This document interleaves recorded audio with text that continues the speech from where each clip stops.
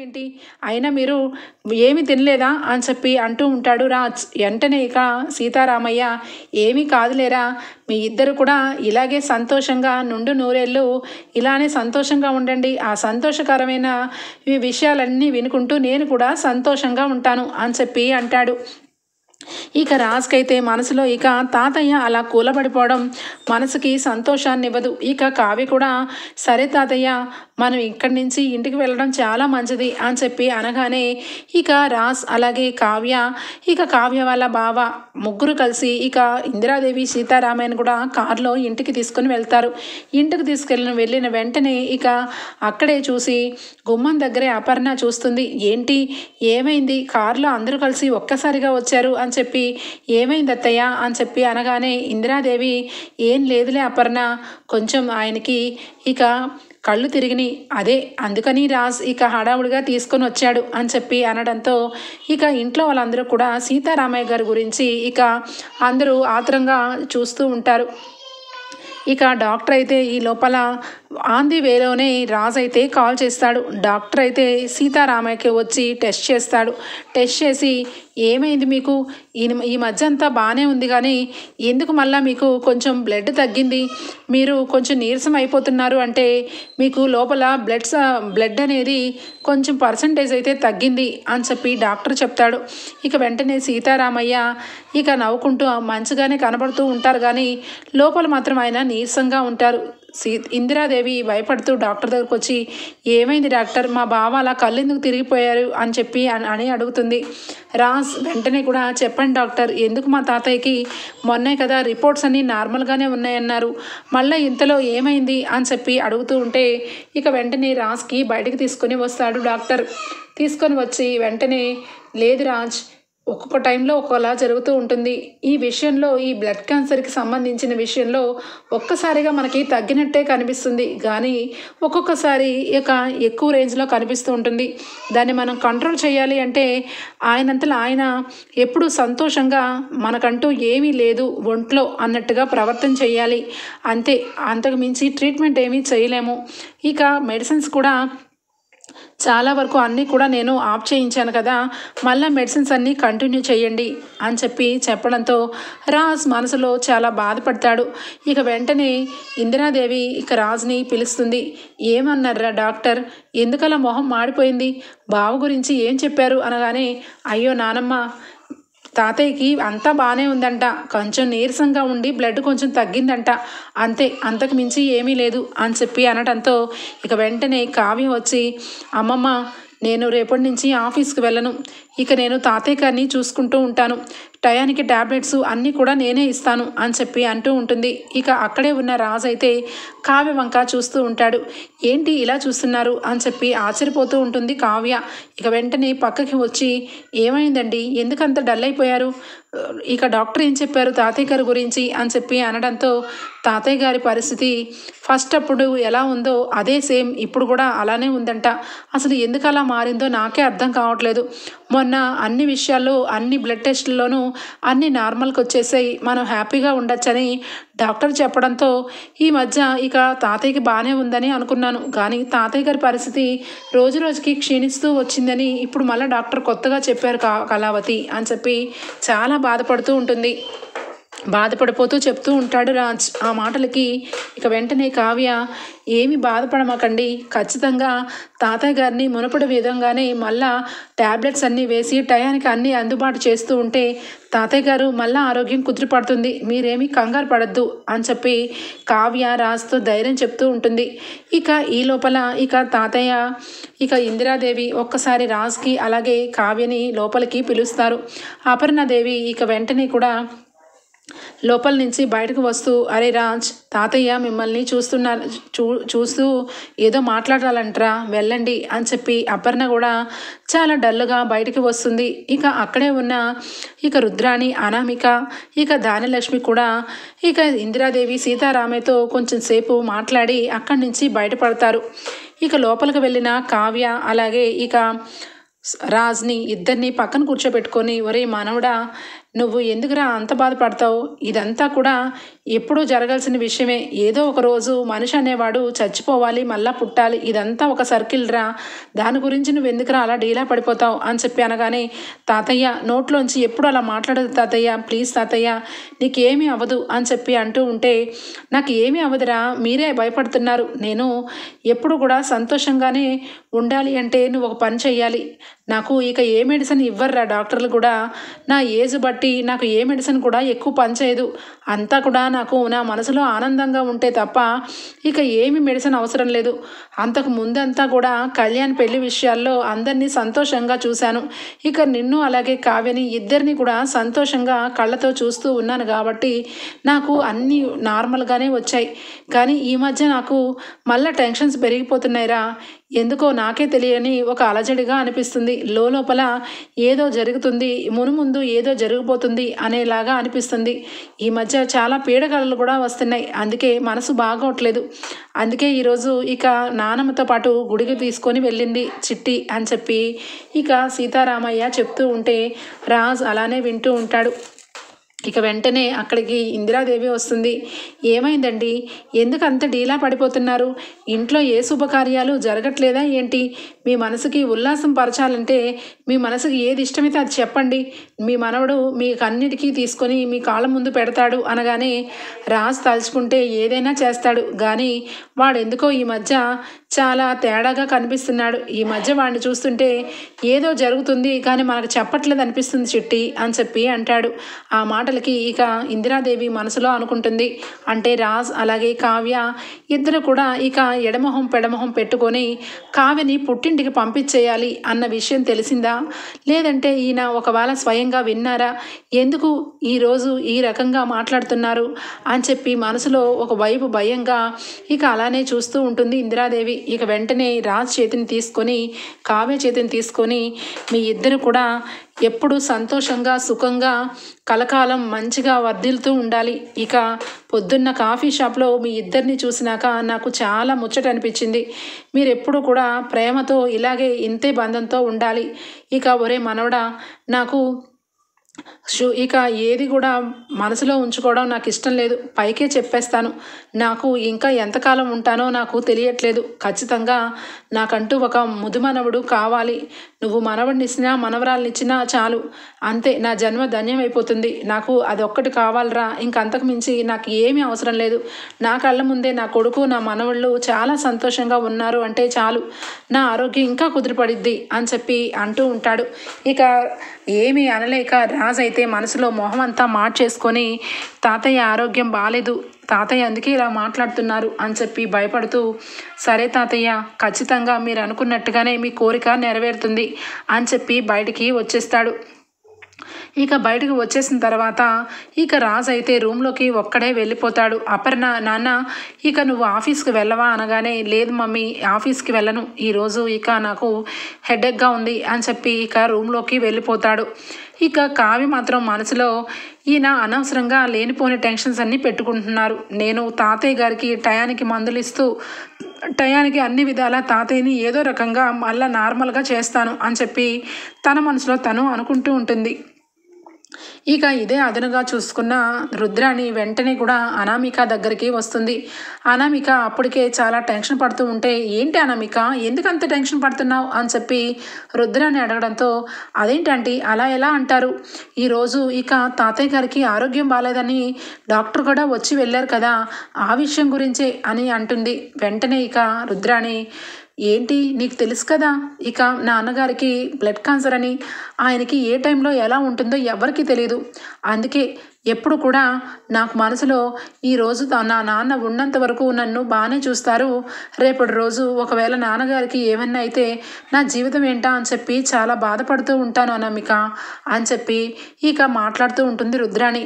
ఇక వెంటనే అనామిక, అదేంటి అలా అంటారు, మిమ్మల్ని వేరొకరు చూడడం ఏంటి, ఇందులో మీకు కూడా ఇక హక్కు ఉంటుంది కదా, ఖచ్చితంగా మీరు వీళ్ళకి చెల్లినే కదా అనగానే, అవుననుకో కానీ రాజ్దే కదా అంతా పెత్తనం, రాజ్ కావ్య ఉన్నంత వరకు మాకంటూ ఇక పెత్తనాలు ఏముంటాయి చెప్పు.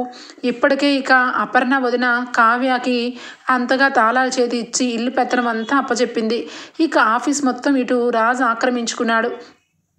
ఇక ఎటు చూసినా వేల పంచనే నేను ఉండాలి, ఖచ్చితంగా ఇక వేలతోనే నా జీవితం అంతా గడుపుతూ ఉండాలి అని చెప్పి ఇక కావాలని ఇక గిల్లుతూ మాట్లాడుతూ ఉంటుంది రుద్రాణి అన్న మాటలకి ఇక అనామిక వెంటనే ఆలోచనలోకి వస్తుంది.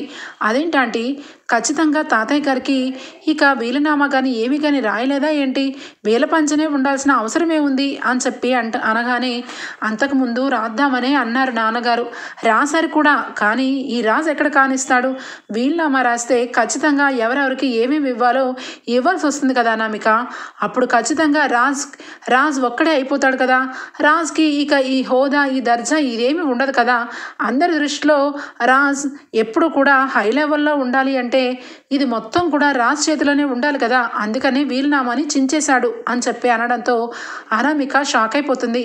ఇక వెంటనే అంటే ఎప్పటికీ ఇక రాజ్ బాబు గారు మేము అందరం కలిసే ఉండాలా, అదేంటి ఎవరి ఇష్టం వాళ్ళది, ఎవరి లైఫ్ వాళ్ళది, అయినా ఇలా ఉమ్మడి కుటుంబాలు ఉండడం కరెక్ట్ కాదంటీ, ఎప్పుడు ఏదో ఒక రోజు ఖచ్చితంగా గొడవలు వస్తాయి, అంతెందుకు ఆ కావ్య ఈ రోజు వరకు కూడా నా మొహం అంటే చూడదు అసలు, ఇక ఆవిడ గారికి ఒకరోజు ఇక ఈయనకి ఇష్టమైన కాశ్మీర్ పలావ్ నేర్పించమంటే ఏ విధంగా రెచ్చిపోయిందంటే ఆ విధంగా రెచ్చిపోయి అసలు నన్ను అలాగే మా అత్తయ్యని ఎన్ని మాట్లాడిందో, అలాంటి కావ్య ఇక ఆమె చేతిలో తాళాలు పెట్టుకొని ఇల్లంతని ఒక ఆడిస్తూ ఉంది. ఇప్పటికే ఇక ఆస్తిపత్రాలు ఇక రాజ్ చేతిలో ఉన్నంత వరకు రాజ్బాబు గారి చేతిలోనే ఉంటే ఇక మా జీవితాలు అయిపోయినట్టే, అదేమీ కుదరదు, ఖచ్చితంగా ఆస్తిని వాటాలు వేయమని అడగాలి అని చెప్పి అనామిక అంటూ ఉంటే ఇక వెంటనే రుద్రాని అవునే పిచ్చిదానా, నీ నోటితో ఖచ్చితంగా ఈ ముక్క పలికించాలని ఎంత చెప్పాను, ఇక ఖచ్చితంగా ఏదో ఒకరోజు అగ్గిపుల్ల గీసే బాధ్యత నాది, అది బగ్గుమనిపించే బాధ నీది అని చెప్పి మనసులో అనుకుంటూ ఏం చేస్తాం అనామిక, ఎవరు అడుగుతారు చెప్పు, ఇక వదిన్ని అడగాలంటే ఎంత వయసు వచ్చినా నాకు భయమే, ఎందుకంటే వాళ్ళ చేతుల్లోనే పెత్తనాలన్నీ ఉన్నాయి, ఏదో ఒకటి చేసి ఖచ్చితంగా ఇంట్లోంచి గెంటేస్తే మాకంటూ ఈ రోజుకి ఏమీ లేదు, వీళ్ళ పంచన ఉన్నందుకు రాహుల్కి కనీసం ఆఫీసుకు కూడా కనీసం ఏ ఆఫీసు తన చేతిలో పెట్టలేదు, తను ఎంతగానో ఈ ఇంటి గురించి ఆఫీసుల గురించి చాలా కష్టపడ్డాడు, కానీ వాడికంటూ ఒక గుర్తింపే లేదు, కళ్యాణ్కి ఇక మొన్నటి వరకు ఇక కవిత్వాలు చెప్పుకుంటూ పోయాడు తప్పించి ఒక్కరోజు కూడా ఆఫీస్కి రమ్మనలేదు, ఈరోజే కదా ఆఫీస్కి వెళ్ళాడు, వాడికి కూడా పాపం ఏమీ తెలీదు, అమాయకుడు కళ్యాణ్, రాహుల్ అయినా కొంచెం బెటర్ ఎక్కడో ఒక్కడ బతికేయగలుగుతాడు, కానీ పాపం కళ్యాణ్ అలా కాదు, కళ్యాణ్కి కవిత్వాలు తప్పించి ఇక ఎవరి మనసులో ఏముంది అన్న విషయమే తెలియదు, ఇటు చూస్తే కావ్య వదిన్ని తల్లి కంటే ఎక్కువ ఇష్టపడుతూ ఉంటాడు, అందుకే ఎప్పుడు కూడా ఇక కళ్యాణ్ గురించి నేను చాలాసార్లు ఫీల్ అవుతూ ఉంటాను అని చెప్పి ఇక రెచ్చగొడుతుంది ఇక రుద్రాణి. ఆల్రెడీ అనామిక డబ్బు కోసమే పెళ్లి చేసుకుంది కాబట్టి ఇటు రుద్రాణి మాటలు విని అంత అమాయకుడు కాబట్టే కావాలని ఎరవేసి మరి కళ్యాణ్ని పెళ్లి చేసుకున్నాను, ఎందుకంటే ఇక ఎవరైనా అంత ఈజీగా బొట్లో పడరు, పాపం కళ్యాణ్కున్న కవిత్వాలు పిచ్చే నా సక్సెస్కి కారణం అని చెప్పి మనసులో అనుకొని సరే ఆంటీ రేపటి రోజు ఎవరు అడగరని వీళ్ళు ధీమాతో ఆ రోజు ఇక వీలునామా పత్రాలు చింపేసి ఉండొచ్చు, కానీ ఇక ఈ అనామిక ఉంది కాబట్టి ఖచ్చితంగా ఈ విషయాన్ని అడిగి తీరిపిస్తాను, నా నోటితో అడగను మా అత్తయ్యతోనే అడిగిస్తాను అని చెప్పి ఇక రుద్రాణితో చెప్తుంది అనామిక. ఇక కావ్య జ్యూసులన్నీ తీసి టయానికి ఇక సీతారామయ్యకి ఇస్తూ ట్యాబ్లెట్లు రాత్రి పగలు వేసుకుంటూ ఇక తాతయ్య గారి దగ్గరే ఇక 2-3 గంటలు ఉంటూ ఆఫీస్కి కూడా రానని చెప్పి ఇంట్లోనే ఉంటూ ఇక అందరికీ ఏం కావాలో అవి చూసుకుంటూ ఉంటుంది కావ్య అలా ఇంట్లోనే ఉంటూ ఇక తాతయ్య గారికి ఏది కావాలంటే అది ఇస్తూ ఉండటం రాజు అయితే గమనిస్తూ ఉంటాడు. కావ్య వల్ల బావ కూడా చాలా బాధపడతారు, పెద్దాయనకి ఇలా అవ్వడం కరెక్ట్ కాదు అని చెప్పి మనసులో అనుకుంటాడు, కానీ ఇక కావ్యకి చెప్తాడు, కావ్య ఈ టైంలో నేను ఇక్కడ ఉండటం నాకే నచ్చట్లేదు, ఖచ్చితంగా నేను ఒక 2-3 రోజులు ఇక బయటే ఉంటాను, అంతెందుకు అత్తయ్య వాళ్ళ ఇంటికి వెళ్తున్నాను, ఇక నువ్వు తాతయ్య గారిని ఏదో రకంగా చూసుకుంటున్నావు కాబట్టి ఇక్కడ నేను ఉండాల్సిన అవసరం ఏముంది అని చెప్పి చెప్పడంతో కావ్య వాళ్ళ బావ కూడా ఇక ఇంట్లో ఉండడు. కావ్య ఇలా అలాగే ఇక తాతయ్య గారిని చూసుకుంటూ ఉంటే రాజ్ మనసులో ఇక కావ్య మీద అనుకోకుండా ఒకరోజు చాలా బాధ అనిపిస్తుంది. అనవసరంగా కావ్యని నేను చాలా రోజుల నుంచి ఇంట్లో అందరికీ సేవలు చేయిస్తూ ఇంట్లోనే అందరికీ ఏది కావాలంటే అది చేస్తూ కావ్యని ఇక ఒక పసుపు తాడు మెళ్ళలో కట్టి ఈ ఇంట్లో అలానే పడేశాను. అయినా కూడా కళావతి ఏ రోజు కూడా నన్ను ప్రేమించమని కానీ నన్ను ఎందుకు ఇలా వదిలేస్తున్నారని కానీ ఏ రోజు నిలదీయలేదు. కళావతి చాలా మంచి అమ్మాయి. నేనే ఒక అనవసరంగా కళావతిని దూరం చేసుకుంటూ వస్తున్నాను. ఇటు నేను బాధపడుతూ అటు కళావతిని కూడా బాధ పెడుతున్నాను. ఇటు చూస్తే తాతయ్య గారు ఎప్పుడూ అడగని మనిషి నాకు ఇక నా కోరిక తీర్చరా, నాకు ఒక మనవడు కానీ మనవరాలు కానీ ఇవ్వరా అని చెప్పి ఇక రాజైతే మనసులో చాలా ఇక బాధపడుతూ ఆలోచిస్తూ ఉంటాడు. ఆఫీస్ నుండి వచ్చిన రాజ్కి ఇక నిద్రే పట్టదు. కావ్య గురించి అలాగే తాతయ్య గారి గురించి ఇంట్లో వాళ్ళందరి గురించి ఆలోచన మొదలు పెడుతూ ఉంటారు. ఇక అప్పుడే కరెక్ట్గా ఇక అద్దంలోంచి అంతరాత్మ బయటకు వస్తుంది. ఏంటి, ఎందుకు అంత డల్గా ఉంటున్నావు? అంతా నీ చేతుల్లోనే ఉంది కదా, నీకే కావాలని ఈ బాధలన్నీ సృష్టించుకున్నావురా అని చెప్పి అంటాడు. అంతరాత్మ ఏం మాట్లాడుతున్నావు నువ్వు అనగానే నిజాలు మాట్లాడుతున్నా.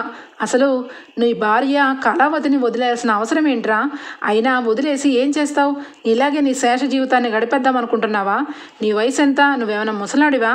నువ్వు నీ వయసుకు తగ్గట్టు ప్రవర్తించరా. హాయిగా నీ భార్యని చక్కగా మంచిగా ఇద్దరు కలిసి ఎక్కడికైనా హనీమూన్ ట్రిప్ వేసి ఇక మీ తాతయ్య గారి కోరికని తీర్చరా. ఇక మీ తాతయ్య నీ గురించి చిన్నప్పటి నుంచి ఎన్ని పనులు చేసుంటారు, ఎన్ని త్యాగాలు చేసుంటారు. అలాంటిది అవన్నీ మర్చిపోయి ఈరోజు తాతయ్యకి మాటకి విలువ కూడా లేకుండా ఆయన ఇప్పటికీ 2 సార్లు నీ చేత మాట తీసుకున్నారు. అయినా కూడా మాటలన్నీ పక్కన పెట్టేసి కళావతికి డైవర్స్ ఇచ్చేద్దాము, కళావతిని పుట్టింటికి పంపించేద్దామని ఒక రకమైన ఆలోచనలోకి దిగిపోయావు. ఇప్పుడు ఇటు చూస్తే తాతయ్య మంచాన్ని పడ్డారు. కళావతి ఇక ఆఫీస్కి వెళ్లకుండా మీ తాతయ్య దగ్గరే సేవలు చేస్తూ ఉంది. అయినా కూడా నీ మనసు కరగట్లేదా? అయినా కళావతి అంటే నీకు ఎందుకు ఇష్టం లేదురా? చెప్పు, నిజం చెప్పు. కళావతి అంటే నీకు ఇష్టమే, అందుకే ఇక వాళ్ళ బావతో క్లోజ్గా ఉన్నా భరించలేకపోయావు. ఆ రోజు February 14th రోజు కూడా కేక్ని కట్ చేసి హ్యాపీ వ్యాలంటైన్స్ డే అని చెప్పి ఒక వెలుగ్గా నువ్వు కావ్య వంక చూసావు. అదంతా ఒక అంతరాత్మగా నాకు తెలుసు. నీ మనసులో ప్రేమ ఉంది కానీ బయటపడట్లేదురా నువ్వు అని చెప్పి అంతరాత్మనే ఇక రాజుని క్వశ్చన్ చేస్తూ అంతరాత్మ ఇక తన మనసులో వచ్చి తన ప్రేమని బయట పెడుతూ ఉంటుంది. ఇక వెంటనే కావ్య ఇక అదే టైంలో అక్కడికి వస్తుంది. కావ్యం చూసి సైలెంట్ అయిపోతాడు రాజ్. ఏమైందండి? ఏంటి అంత డల్గా ఎందుకు అయిపోయారండి?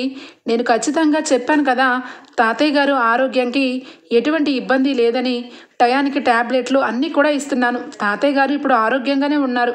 ఇదిగో ఇప్పుడే జ్యూస్ ఇచ్చాను, దగ్గరే ఉండి తాగించి మరీ వచ్చాను. మీరేం బెంగపడమాకండి, తాతయ్య గారి గురించి అసలు టెన్షన్ తీసుకోకండి అని చెప్పి చెప్తూ ఉంటుంది కావ్య. కావ్య మొహం కాసి అట్లనే చూస్తూ ఉంటాడు రాజ్. ఏమైందండి, ఎందుకు అలా నా మొహం కేసి చూస్తున్నారు, ఎందుకు అని చెప్పి అంటూ ఉంటే, లేదు కళావతి, నాకు ఎందుకో నీ మొహం చూస్తుంటే చూసే కొద్దీ చూడాలనిపిస్తుంది అని చెప్పి రాజ్ అంటూ ఉంటాడు. ఆ మాటలకి కావ్య ఏమైంది మీకు ఈరోజు అని చెప్పి అంటూ ఉంటుంది. ఇక ఇంతలో ఇక ఇందిరాదేవి వస్తుంది. ఇందిరాదేవి రావడంతో ఇక డోర్ని కొడుతూ ఉంటే ఎవరబ్బా అని చెప్పి రాజ్ అయితే ఓపెన్ చేస్తాడు. ఇందిరాదేవి లోపలికి వస్తుంది. రావడంతో రాజ్ దగ్గర చాలా బాధపడుతుంది. ఒరే రాజ్, రోజుకి నాకు లోపల బాధగా అనిపిస్తుందిరా. మీ తాతయ్య గారిని చూస్తుంటే నా మనసు ఏంటో పిండేస్తుంది. ఆయనకి ఏదో కోరిక లోపల ఉంది. ఆ కోరిక బలమైన కోరిక తీర్చరా రాజ్, నువ్వైతేనే తీర్చగలవు. ఎందుకంటే నువ్వు ఇక బావకి ముద్దుల మనవడివి, నీ మీదే అన్ని ఆశలు పెట్టుకున్నారు ఆయన అని చెప్పి, చూడమ్మా కావ్య, నువ్వు అలాగే రాజ్ ఇద్దరు కలిసి ఈ ఇంటిని తీర్చిదిద్దుతూ ఎవరికి ఏది కావాలంటే ఇంటి పనుల్లో నువ్వు చేస్తూ ఆఫీస్ పనుల్లో ఏది ఏమైనా కూడా అన్ని విషయాల్లోనూ ఇంత మంచిగా ఉండే మీ ఇద్దరు ఇక ఎడమొహం పెడమొహం పెట్టుకుంటూ ఉంటే ఎవరైనా మధ్యలో వచ్చి మనల్ని చెడగొడతారా రాజ్. అంత మాత్రానే ఇంట్లో విషయాల్ని పక్కన పెట్టకూడదు మనం. నువ్వు అలాగే కావ్య ఇద్దరు ఒకటి అయ్యి ఇక ఇంట్లో సంతోషాన్ని ఇంకా ఎక్కువ రెట్టింపు చెయ్యాలి అని చెప్పి ఇక తనదైన దారిలో తనైన మాట తీరులో రాజ్కి చెప్తుంది. రాజ్ మనసుకి ఇంకా అప్పటికే అర్థమైపోతుంది. ఖచ్చితంగా కళావతి వైపు నేను చేసేవన్నీ కూడా ఏవి కూడా కళావతికి ఇంతవరకు ఎప్పుడు కూడా మంచి చేయలేదు. కళావతి అంటే నాకు ఇష్టం ఉంది, కానీ ఆ ఇష్టాన్ని ఎప్పుడు కూడా తన మీద చూపించలేదు అని చెప్పి రాజ్ కూడా ఆలోచన మొదలు పెడతాడు. ఇక ఇందిరాదేవి చెప్పాల్సిన విషయాలన్నీ చెప్పేసి అక్కడి నుంచి వెళ్ళిపోతుంది. ఇక అపర్ణ అలాగే ఇక సుభాష్ గారు ఇద్దరు కూడా ఇక మావయ్య గారి పరిస్థితి చూస్తే ఏంటోనండి కొంచెం తేడాగా అనిపిస్తుంది. ఇంతవరకు అంతా బాగానే ఉన్నారు, కానీ ఈ మధ్య మళ్ళీ ఎందుకు అట్లాగా అయ్యారో అర్థం కావట్లేదు. పాపం కావ్య బాగా ఇక మావయ్య గారి కింద సేవలు చేస్తూ మావయ్య గారికి ఏమేం కావాలో అన్నీ కూడా బాగా చూసుకుంటుంది అని చెప్పి అపర్ణ అంటూ ఉంటుంది. ఆ మాటలకి సుభాష్ అవును, కావ్య కోడలి పిల్ల చాలా మంచిది కాబట్టి ఇంకా ఇలాకంగా ఉన్నారు. ఇంకా ఈ రోజుల్లో పిల్లలు అసలు కనీసం పెద్దవాళ్ళకి గౌరవం ఇవ్వడమే తెలియదు. అలాంటిది కళావతి ఇక నాన్నగారి విషయంలో చాలా కేర్గా ఉంటుంది అని చెప్పి ఇక మంచిగా కావ్య గురించి అపర్ణ మంచిగా చెప్తూ ఉంటుంది. అవన్నీ కూడా అటువైపుగా వెళ్తున్న అనామిక వింటుంది. అంటే ఖచ్చితంగా ఈ కావ్య ఈ రకంగా డ్రామా చేస్తూ తాతయ్య గారి దగ్గర నుంచి ఆస్తిని మొత్తం కూడా వాళ్ళ పేరు మీద రాయించుకోవడానికి ఈ రకంగా ఇక డ్రామా చేస్తుంది. ఈ డ్రామాలన్నీ కూడా ఎవరికి తెలియవు.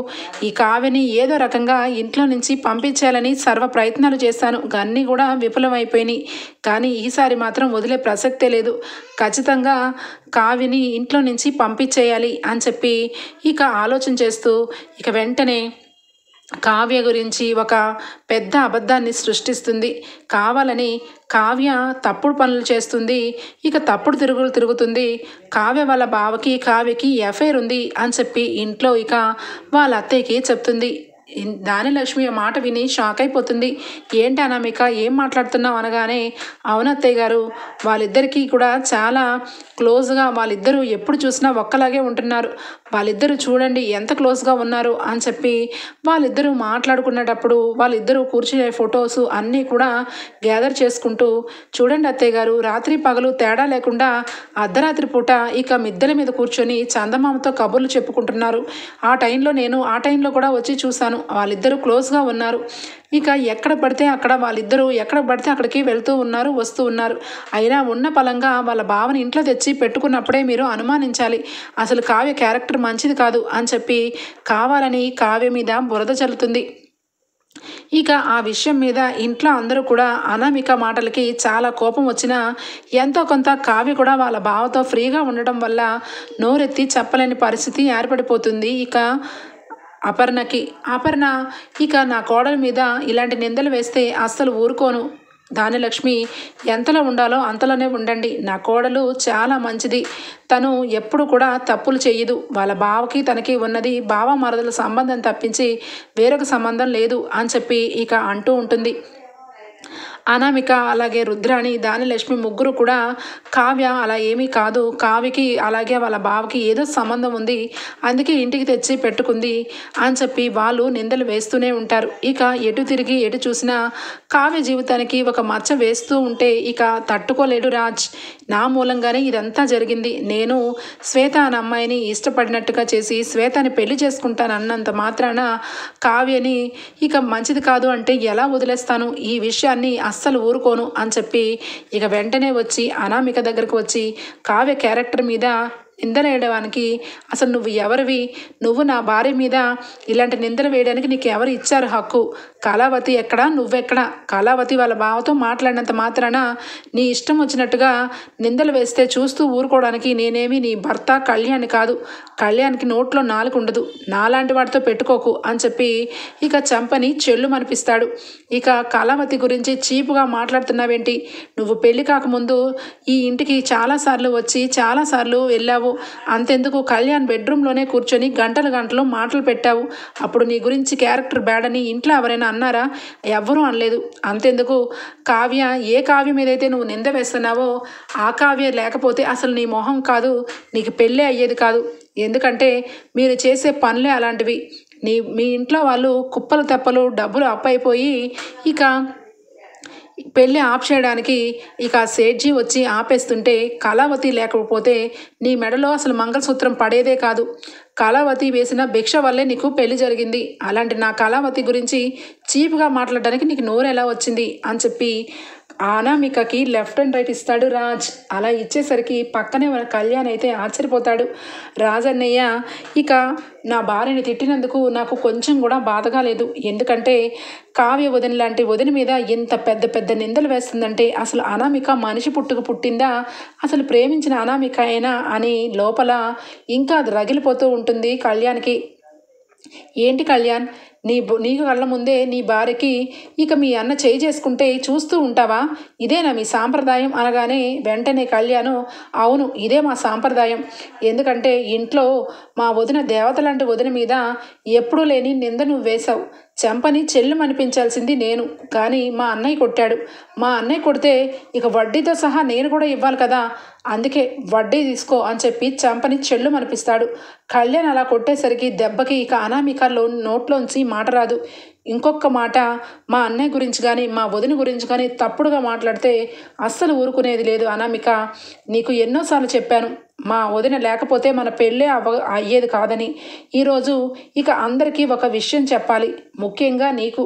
మా వదిన మీద ఇంత మచ్చ వేశావు ఎందుకు, ఖచ్చితంగా చెప్పాల్సిందే అనగానే ఇక సైలెంట్ అయిపోయి ఏం విషయంలో చెప్పాలనుకుంటున్నావో చెప్పరా? ఏంటి కోడల్ని నీ ఇష్టం వచ్చినట్టుగా అందరి ముందు కొడతావా? అయినా రాజ్, నువ్వెలా కొట్టగలుగుతావు నా కోడల్ని అని చెప్పి అనామికని వెనకేసుకొని దానిలక్ష్మి వస్తూ ఉంటుంది. ఇక వెంటనే దానిలక్ష్మి నోరు మూయించడం కోసం, కావ్య వదిన మీద వేసిన మచ్చని తుడిపేయడం కోసం కళ్యాణ్ నోరు విప్పుతాడు. అసలు నీకు నాకు జాతకాలే కలవలేదు, ఇంట్లో పెద్దవాళ్ళకి గండమని చెప్పారు. అప్పటికప్పుడు ఇక మొక్కని తీసుకొచ్చి మొక్కని పెడితే పచ్చగా ఉన్న మొక్క ఉంటేనే పెళ్లి చేసుకోమన్నారు, కానీ పచ్చగా కాదు కదా, కనీసం ప్రాణం లేని మొక్కగా మారిపోయింది. ఆ మొక్కని తీసేసి అప్పటికప్పుడే ఒక పచ్చని మొక్కని వేసి నీకు నాకు పెళ్లి జరిగేలాగా చేసిన ఇక దేవతే మా వదిన. అలాంటి దేవత గురించి తప్పుడు మాటలు మాట్లాడతావా? ఛీ, అసలు నేను ఎందుకు పెళ్లి చేసుకున్నానా అనిపిస్తుంది. ఇంకా చూడమ్మా, నువ్వు కూడా ఎవరైతే నీకు మంచివాళ్ళో వాళ్ళు ఇప్పుడు చెడ్డవాళ్ళు అయ్యారు, ఎవరైతే చెడ్డవాళ్ళో వాళ్ళు నెత్తి మీద పెట్టుకుంటున్నావు.